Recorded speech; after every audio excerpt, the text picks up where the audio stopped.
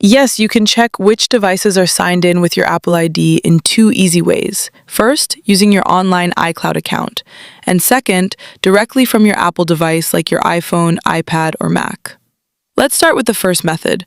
Open Safari or any web browser on your Mac or Windows PC and sign in using the same Apple ID you want to check.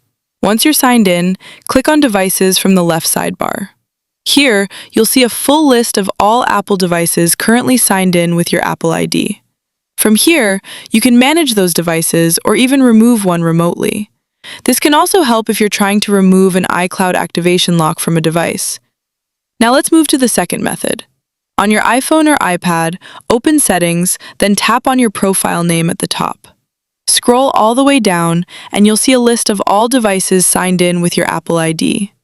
To remove a device, just tap on its name, then tap Remove from Account.